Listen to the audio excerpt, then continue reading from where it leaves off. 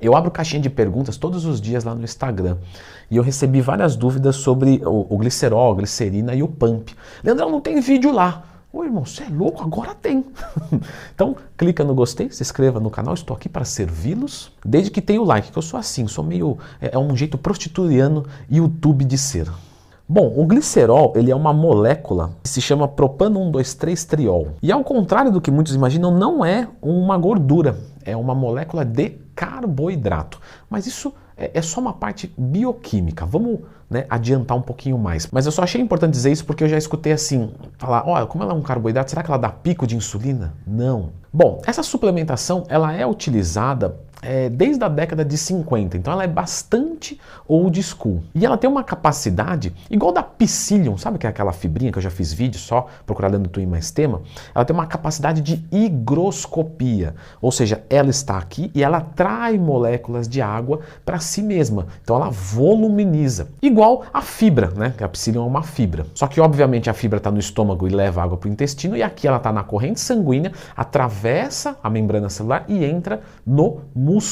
E aí ela enche o músculo com água. E é importante você entender que ela atravessa essa barreira porque a retenção que ela vai causar é intramuscular, o que é extremamente bem-vindo. Leandro, a creatina também não funciona dessa maneira? Sim, mas no caso do glicerol é extremamente mais potente. E aí o pump durante o treinamento, que é o acúmulo de sangue dentro do músculo, uma congestão, portanto, ele é assim animal. Só que as pessoas acham que isso é um fator determinante para a hipertrofia.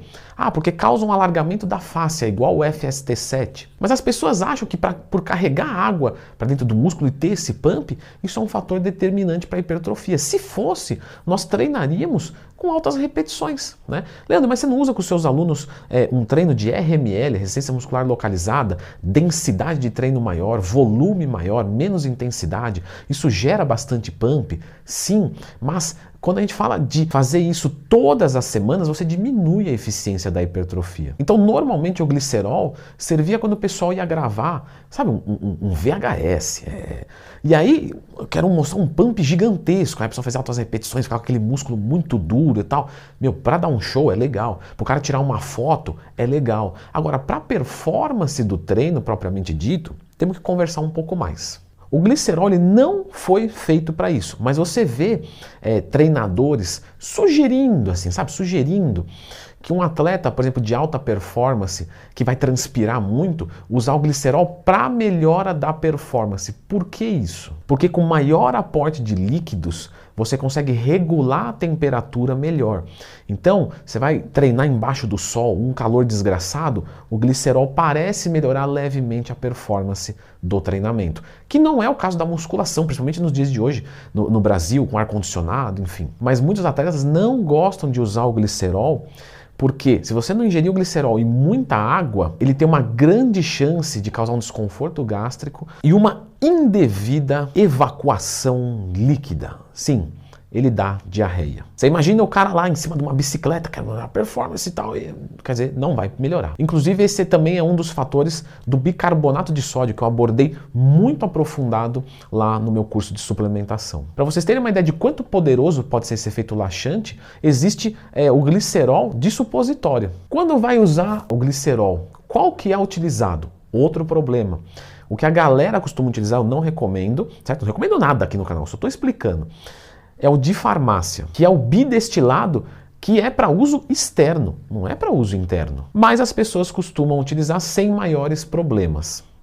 Pelo menos aparentemente, né? Normalmente um fisiculturista, quando vai fazer a utilização, ele usa 1 grama para cada quilo que ele pesa, 1 grama de glicerina, tá? E aí para cada grama de glicerina que ele colocou, ele usa de 20 a 25 ml de água. Então o fisiculturista de 100 quilos usaria 100 gramas de glicerina e mais ou menos 2 litros, 2,5 litros de água nessa solução. Então já dá para ver que não é um negócio que vai ser legal você mandar. Porém, nós temos aquela receitinha de bolo, que é 20 gramas para 1 litro, 1,5 litro de água e fim. Toma mais ou menos 1 hora, 1 hora e meia antes do treino e sente aquele pump. De novo, galera, eu não recomendo nada da glicerina. E eu tô falando isso de verdade, tá? Não é, tá passando um pano porque deve ter alguém do conselho. Não, eu não recomendo o uso da glicerina.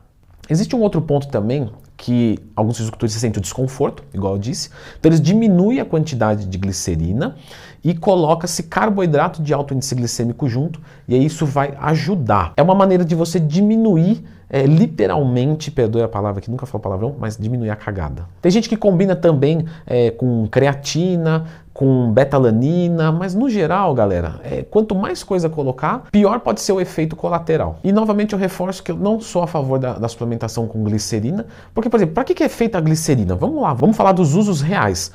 Fabricação de plástico. A glicerina ela tem aplicações industriais. Por exemplo, fabricação de bomba. Bomba que eu estou falando explosivo, tá? Anticongelantes, porque ela reduz o ponto de fusão.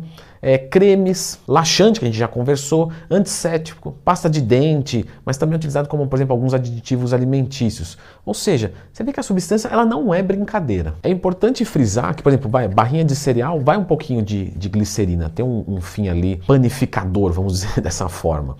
Então, se você consome barrinha de cereal, por exemplo, você consome glicerina, mas uma quantidade muito pequenininha. Temos que lembrar que a glicerina ela é um pouquinho doce, tá? Ela é 40% menos doce do que o açúcar, mas ela tem calorias. Cada grama de glicerina, 4 calorias, igual do carboidrato. Então ainda tem mais essa para considerar.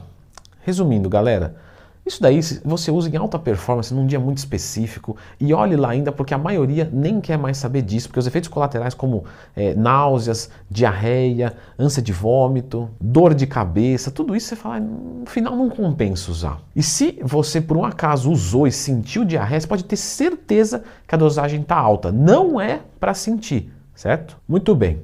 E a questão do bicarbonato de sódio? Beleza, então eu vou deixar vocês com esse vídeo aqui para dar uma continuidade nesses ergogênicos diferentes.